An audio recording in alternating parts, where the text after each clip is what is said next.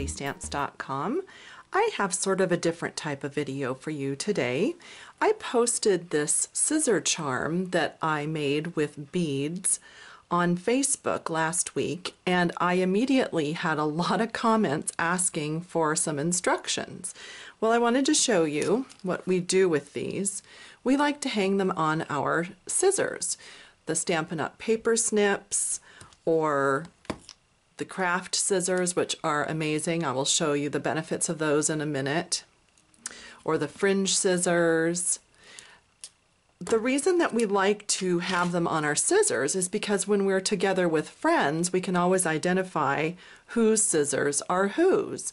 Or sometimes if you're at a big event like a crop or something and somebody borrows yours, you can immediately say, oh, see, those are mine. I have my cute little scissor charm on there. So that's why we like to do that. And typically, at the very end, we like to do some kind of a charm. So if there is something special to you, like for instance, you like butterflies or you like hearts or seashells or whatever, then that's the type of charm that you might want to look for to start with at the end. So I just thought I'd show you quickly how to make those and the supplies that you will need from your craft store. I like to use a wire, and this is a fairly lightweight wire. They come in all sorts of different gauges and diameters and strengths and strands, and okay, I'll be honest, I don't know the difference between all of that. I do know that this one that says 21 strands, it seems to work really well for me. Anything close to that should be fine. I like the wire for this. You're going to need a ring, and I like to use approximately probably this size here. I had this package, and this is a 9mm, but that's a little bit too big, so you're obviously going to want to find something a little bit smaller than that. And I just keep my opened packages in these little containers. You'll also need a lobster claw, and that is so that you can take it on and off and attach it, because this is openable. I guess that's the right word. So the lobster claw is right here and the ring is there, and it's kind of like a bracelet where you need to attach it like that. If you have beading supplies, jewelry supplies, and you have the metallic, the magnetic clasps, you could also use those where they just like hook together and then you pull them apart and they just grab each other. That would work as well instead of a lobster claw and a ring. Then I just have some little assorted beads here, and these don't have to be expensive. You can buy little boxes or packages like this that just have kind of different assortments in them, and they can be very inexpensive at the craft store, or you can go buy expensive beads. I mean, it doesn't matter, just a fun little assortment. Your charm for the end, I'm going to make one with this big heart because I want to make one for my fringe scissors, and that's kind of a bigger scale, so I'm going to make a larger one. And then I like to work with 2 pairs of needle nose pliers. They can be the same size, different sizes, it doesn't matter. I just find that with beading, a lot of times I'm kind of using them as my hands like this, and I'm picking things up with the needle nose pliers. So for me, it's just easier to have 2 of those.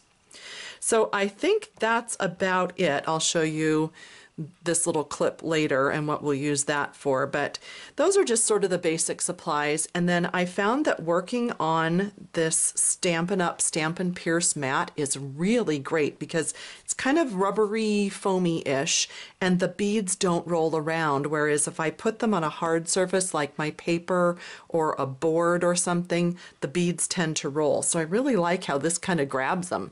So that was kind of a bonus to find that out. So even though you really only need about 8 inches of wire, I like to cut extra. I cut about 14 to 16 inches, and it's just because I would much rather have some extra wire to work with at the end than to be frustrated with just this teeny little end that I'm trying to work with. You know, it's kind of like if you pre-cut ribbon and you're trying to tie a knot or a bow, and then you wish, darn, I wish I would have cut that about 2 inches longer. It would have been so much easier to cut. So it's kind of that principle. And I just have little wire snips here that I use. You could also just use an older pair of scissors to cut your wire. Okay, so the first thing that I'm going to do would be to select my charm, and I said that I was going to use this big one, but you know what? I think I might actually want to use that on some jewelry. So I'm going to take this one, which was a more inexpensive charm, and all you do is just thread the charm onto your wire. So that's your first step. Very simple. Then you're going to take the two pieces of wire together, and this is where, like I said, I really like to use my needle nose pliers to pick up the beads. Okay, I really should have put on my glasses. Hang on. Okay, that is most helpful to wear your glasses if you need them. So I'm going to thread, do you see how I've got both pieces of wire through that first bead? And you want to put at least 2 or 3, maybe 4 beads, depending on how big they are, onto both pieces of your wire. And I will show you that in a second as to why that's important. And the design of this is not super important. I mean, color-wise or theme-wise, you could make it just, you know, however you want. If this were a piece of jewelry, I'd be a little more concerned about exactly which beads I'm using. So I like to have about that many, 3 or 4 or so beads that go onto both strands. And then what I'm going to do is part the strands, and the rest of my beads are going to go individually up the 2 sides. Now here's where these little things come into play. These are just little springs, and they grab onto your wire, and this is so that if I were to drop this, the beads would not come off. So I always put one on the side that I'm not working on, and then I can just start threading beads onto the wire. So I'm just putting them on the single side right now, and I'll come back in a minute and I'll show you my progress. Okay, so that just took me about a minute or so. I strung about 2 inches of beads along that one wire. And you can do more or you can do less. It depends how big you want this loop. So this one, where I can get about 3 fingers in that loop, that is about 2 inches up either side after the point of putting them together on the first, putting them together on the wires there. I hope that's making sense, sorry. So I had the charm, I have a few beads, about 4 beads on both wires. I split the wires, and then I've got about 2 inches on each single wire. Okay, I think that makes more sense. Alrighty, so what I'm going to do then is take that little spring, and I'm going to put it on this side so that if I should drop this, then all those beads are not going to go flying off. Now I'm going to put about 2 inches of beads up this other side, and I'm going to try to mimic this side a little bit. It's not going to match exactly, but that's not super important to me on a scissor charm, but I am going to do approximately the same thing. Okay, so I'm just finishing up here. I just am putting a couple more beads on this side, and then I think those 2 sides will be about equal. I can just sort of lay them next to each other, and yep, I think they're about the same. And just in case of a little accident, I'm just going to put that on there while I'm showing it to you. So there you have the heart, the beads that are together, and then the beads that go up separately on the 2 sides. And now we are ready to finish off each side. So one side is going to have a lobster claw and one side is going to have the ring. All right, so I'm just going to clear this off and then zoom in and show you how that works. Okay, just before we finish this off with the lobster claw and the ring, I just wanted to remember to show you these are really fun as well. You can buy these beads really inexpensively at the craft store for personalizing these. So you could put people's initials, you could put the name of a group. There's lots of different things you can do with these. So just think about that as a possibility when you're thinking about these scissor charms for your crafting friends. Okay, I don't think I remembered to show you this before. This is probably just the last thing here that you're going to need. This is called a crimp bead. There are tubes and beads. We're going to use these little round crimp beads, and I'll show you how that works. So I'm going to get 2 of these out. Okay, these crimp beads are super tiny. It's just a little silver bead, but it's going to be able to be crimped or smashed, and that is what will keep all this together. So I know they're really small and hard to see, but trust me, it's there. So I'll take my little spring off of there and grab a crimp bead and place it onto one of the wires. And then it doesn't really matter which one you do. I'll just go ahead and do the lobster claw. So then you put that on. And then what you're going to do is take this end and it's going to go back through that crimp bead. For those of us with bad eyesight, this is kind of like threading a needle. You never know if you exactly have it, and you just hope that it's working. It's working. Okay, so I have got that back through the crimp bead, and I'm actually just feeding it through, and you can see it came out right here. So you want it to go through a few beads. The more the better. You can just have it go through as many beads as you want. And then I'm cinching it up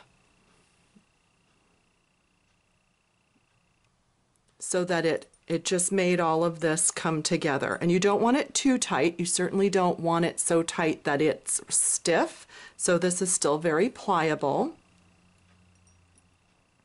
And then what we'll do is we'll take a crimping tool and we're going to crimp this bead so that it grabs both of those wires in place. So let me just grab that. So this is a crimping tool, and you can see that it kind of looks like a little jaw, and when you close it, there's actually space there.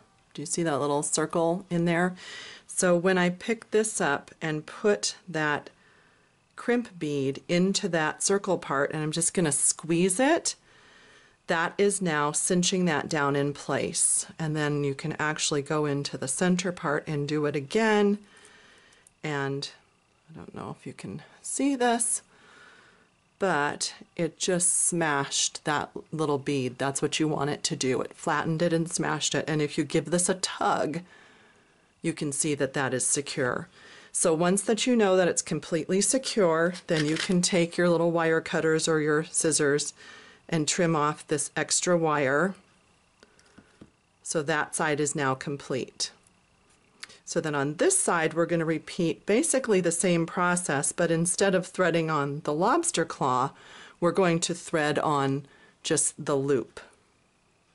So I've repeated that same process. I've just pulled my wire back through several beads, about 5 beads, and you can see that I have my loop at the end. And then I'll take my crimp tool and smash that crimp bead so that it holds this wire in place. Give it a little double crimp there, give it a little tug just to make sure that it's secure before I trim this off. And there you have it. So now you have your 2 ends, your lobster claw and your hook, and you have your cute little charm at the end with your beads. And then this is ready to just hook together like that.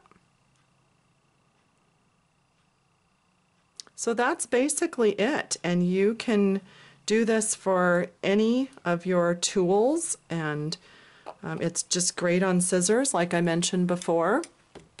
So let me show you a few of the great benefits of some of our Stampin' Up! Scissors. So I just put my new charm here on my fringe scissors. These are so much fun. If you would like to make something like grass, these are great for just making that fringe in a scrap of green paper, and then you'll have some real fun grass to put on a project.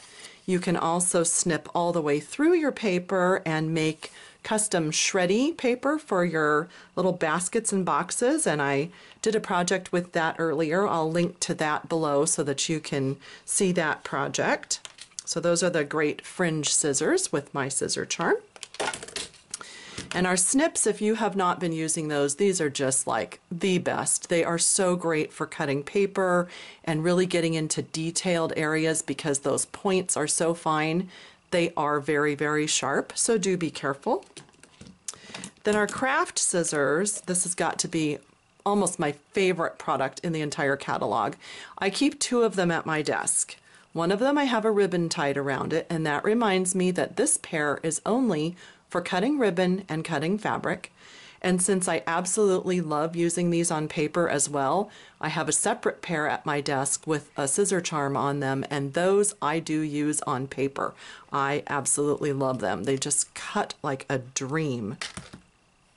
If you have not used these scissors with our ribbon, or any ribbon for that matter, let me just show you that these are amazing, and you can even just cut such a super fine point if you need that. I love the way these cut. These remind me of the scissors in my grandmother's sewing cabinet that we were not allowed to touch. Like, they were just the most amazing scissors. So now you can have your own amazing scissors. And look at that, you can just take off a tiny little bit, or you can cut off as much as you need, and these are amazing, totally wonderful. So hope you have enjoyed that scissor charm tutorial. Hope you'll make some for yourself and your friends. Have fun. Bye-bye.